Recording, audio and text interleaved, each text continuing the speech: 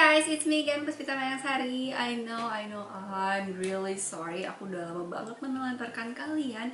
But as you guys can see on the thumbnail, I just had a huge breakout. Dan itu benar-benar gak bisa ditutupin pakai makeup. Because kalau aku pakai makeup, it will be still jendol-jendol with all of those huge acne. I was really insecure, jadi maaf banget memang aku nggak bisa filming, aku nggak pengen ketemu orang, aku kemana-mana cuma pakai masker, dan aku benar-benar nggak pengen keluar rumah at all, makanya aku nggak update Instagram, aku nggak update YouTube lah ya, apalagi gitu loh. Dan banyak juga yang nanya, Kak emangnya separah itu? Yes, sekarang kalian bisa lihat separah itu.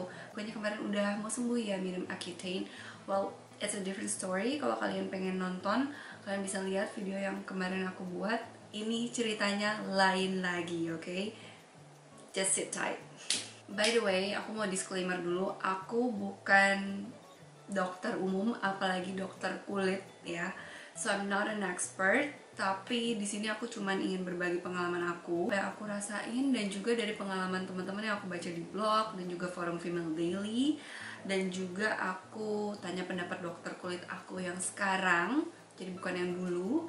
Terus aku juga cari beberapa jurnal yang mendukung pembahasan kita kali ini supaya lebih valid aja. Oke, jadi aku bikin video ini sebenarnya because I did a huge mistake. Jadi di sini aku nggak menyalahkan siapapun, aku tidak menyudutkan pihak manapun. Aku yakin semua dokter pasti akan mengupayakan segala sesuatu yang terbaik, tidak akan merugikan pasiennya. Cuman di sini ya nggak akan ada satupun treatment yang akan cocok 100% untuk semua orang. Jadi pasti cocok-cocokan. Setiap dokter aku tahu punya preference masing-masing. Oke, jadi langsung aja masuk ke pembahasannya ya. Sebenarnya ketergantungan krim dokter kulit itu apa sih? Kalau ditanya ya, adalah beberapa yang akan menjawab, setiap kali aku mau lepas krim dokter, pasti wajahku jadi kusam lagi, balik lagi kayak dulu, nggak secerah pas aku pakai krim dokter. Oke, menurut aku itu bukan ketergantungan tapi kebutuhan. Sama aja kayak kamu harus mandi setiap hari, ya kan? Begitu kamu ada seminggu nggak mandi, bau kan? Ya sama aja, jadi itu memang kebutuhan, harus perawatan. Kalau ketergantungan itu menurut aku lebih ke kayak gini, kalau kamu stop tiba-tiba, itu tiba-tiba langsung beruntusan semuka, jerawatan semuka, and in my case sampai cystic acne. Jadi breakout aku yang kedua ini penyebab utamanya adalah karena aku stop krim dokter secara tiba-tiba. Tapi krim dokter ini aku curigai mengandung steroid. Dan dokter kulitku yang baru juga menyampaikan demikian ya. Aku bilang aku curigai karena aku nggak pernah tanya langsung ke dokter yang sebelumnya apakah krim ini mengandung steroid atau tidak. Tapi dari efek samping yang ditimbulkan oleh krim ini, aku bisa bilang aku curiga sama steroid yang terkandung di dalam krim dokter. Setauku ada dua bahan krim dokter ya yang biasa dipakai yang bisa menimbulkan rebound effect kalau di stop secara mendadak, yaitu kalau mengandung steroid sama hydroquinone. Steroid itu sebenarnya antiinflamasi kuat ya. Hydroquinone itu setahu aku untuk pemutih ya, cuma aku nggak gitu tahu soal hydroquinone, jadi aku nggak bahas banyak di video ini. Cuman setahu aku kalau stop mendadak juga bisa bikin breakout. Jadi kemarin aku nemu artikel Female Daily yang wawancara Dr. Kevin Maharis dari Maharis Clinic ya. Ini aku baca sedikit intinya lah ya. Intinya tuh beliau mengatakan bahwa maksud dari pemberian steroid dalam krim dokter itu untuk mengatasi efek iritasi dari bahan lain. Bahan lain di sini kayaknya ini pendapat aku, kayaknya tretinoin atau retinoid acid. Dan steroid ini katanya sifatnya patient pleasing banget, jadi begitu dipakai tuh kulitnya akan langsung cepet banget kinclong. Tapi kalau dipakai terus-terusan jangka panjang, dosis tinggi, itu kulitnya bisa hancur. Hancurnya tuh gimana sih? Jerawatnya makin keluar, kulit makin tipis, pembuluh darah makin prominent.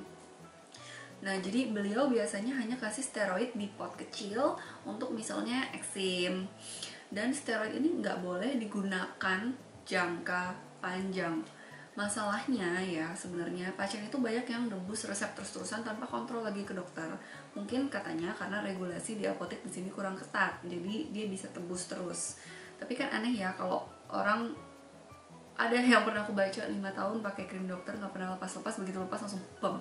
Masa sih dalam 5 tahun itu dikasih steroid terus, kan aneh ya. Jadi ya mungkin memang karena dari diri sendirinya mungkin kurang mengikuti petunjuk dokter mungkin. Mereka kan dokter itu suruh kita kontrol entah 2 minggu sekali atau sebulan sekali atau 3 bulan sekali itu untuk melihat perkembangan kulit kita. Apakah kita masih cocok kah pakai krim itu atau harus dinaikin kah dosisnya atau harus diturunin kah, mungkin dicampur dengan bahan lain. Jadi memang penting banget untuk kontrol ke dokter kulit. Terus aku penasaran juga ya, sebenarnya yang dibilang dokter nggak boleh jangka panjang itu, jangka panjangnya itu berapa lama sih? Berapa bulan kah? Apa tahunan kah? Aku jadi cari-cari jurnal tentang steroid, tapi ini topical steroid aja, jadi bukan steroid yang dicampur di bahan untuk perawatan jerawat ya. Aku akan link juga di description box, jadi kalian bisa lihat artikel utamanya. Di jurnal ini dibilang generally most of the topical corticosteroid regardless of the potency should not be used for more than 2 to 4 weeks duration at a stretch. If there is worsening of the lesions or no change noticed, the product needs to be discontinued and re-evaluation of the diagnosis is needed. Super potent and potent preparations are specifically recommended for a maximum duration of only 2 weeks, followed by a tapering regimen for maintenance to avoid adverse effects. Jadi ya intinya, based on this journal, kalau super potent, kalau super konsentrasinya tinggi itu harus di tapering down, jadi nggak boleh patah gitu loh. Jadi konsentrasinya harus diturunin sampai memang udah 0% steroidnya. Steroid itu kan berguna untuk mengatasi peradangan karena dia merupakan anti-inflamasi yang kuat, yang strong. Jadi memang nggak bisa dihentikan langsung patah. Karena gini loh, misalnya gini ya, kita pakai steroid beberapa hari, pasti badan itu akan merasa ada yang buat ngurangin peradangan dari luar kok, jadi udah tenang aja gitu loh, chill aja guys, nggak perlu kalian tuh di sini nggak perlu ngapa-ngapain gitu loh, kata sel imun kita, udah tenang aja, pasti ada steroid nanti ya. Nah begitu steroid yang di stop, pasti tubuh kita akan jadi bingung, guys ini gimana sih kok nggak ada steroid ya dari luar ya, kita harus ngapain nih, kita harus kerja apa, dari kemarin kan kita nganggur, kemarin kan kita leha-leha gitu, sekarang kita harus ngapain, bingung. Jadi akhirnya ya bisa timbul lalali lagi gitu karena tidak ada yang menahan inflamasinya dari luar. Nah terus sebenarnya aku udah tahu aku harus tapering down, tapi kenapa sih tiba-tiba aku stop? Pasti ada alasannya kan, karena aku panik banget. Aku dapet side effect yang sangat membuat aku panik, which is bulu-bulu halus aku, facial hair aku itu tambah lebat, tambah banyak. I don't know if you guys can see it or not, tapi di video yang ada aku swatch itu kelihatan banget highlighter yang aku pakai di sini tuh kayak berbulu banget. Aku akan kasih lihat kalian, nggak tahu kalian bisa lihat nggak ya, soalnya kan ini bulu-bulu wajah kan pasti agak tipis, tapi kalau dilihat pakai mata itu aneh gitu loh, agak kayak monyet. Sebenarnya ya side effect dari bulu-bulu yang tambah banyak ini bisa dihilangin kok pakai laser hair removal. Aku sendiri karena kemarin aku panik banget, aku langsung stop, terus aku langsung ke Zap. Ini aku nggak dibayar ya, maksudnya nggak gratis juga treatmentnya, aku bayar sendiri. Untuk bagian pipi aku hilangin pakai bukan IPL, itu namanya adalah laser hair removal. Jadi laser itu lebih bagus kenanya ke bulu-bulu tuh, lebih efektif. Sangat signifikan banget resultnya. Aku padahal baru 1 kali treatment dengan harga 500.000 kalau nggak salah. Jadi kalau kalian punya masalah yang sama, aku rekomen banget sih. Mungkin kalau ada yang punya bulu-bulu kumis nih, aku juga pengen hilangin sih. Kalau kumis tuh kalau nggak salah 250.000. Itu worth it banget buat aku ya. Efek samping yang kena di aku sih sebenarnya itu aja, bulu-bulunya makin banyak. Tapi efek samping lainnya tuh sebenarnya juga ada ya kalau steroidnya dipakai dalam jangka waktu panjang. Yang pertama itu adalah atrofi, jadi penipisan kulit. Makanya kadang-kadang nih kalian harus hati-hati ya. Di blog-blog itu banyak yang nyaranin untuk pakai Dermovate. Itu krim isinya corticosteroid, dijual di apotek. Mereka bilang itu bisa untuk whitening.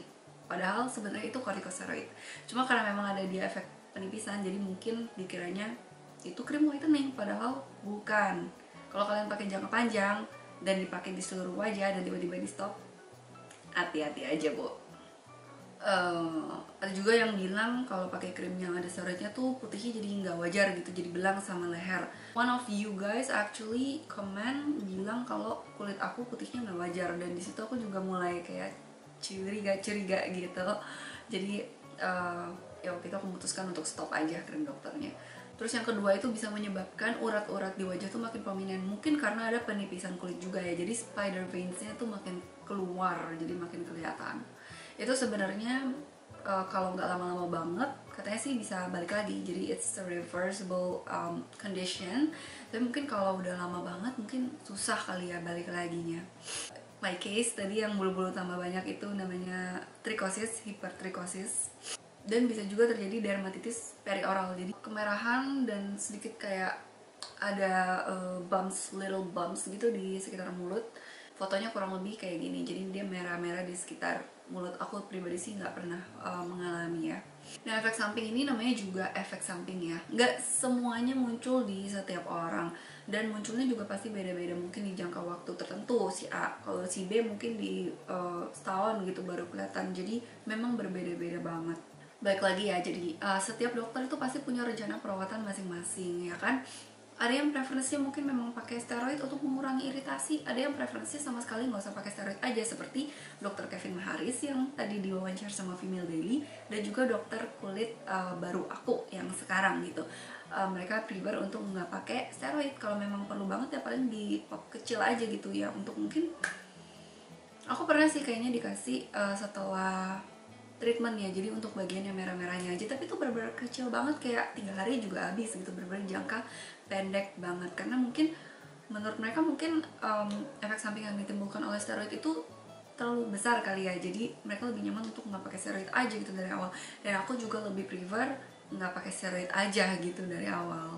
Selama ini aku ke dokter, aku pasti ke dokter spesialis kulit dan kelamin. Aku nggak pernah ke dokter umum yang di klinik kecantikan. Just because dokter spesialis pasti punya pengalaman dan juga ilmu yang lebih dalam lagi tentang kulit gitu. Jadi aku merasa lebih nyaman ke dokter spesialis kulit.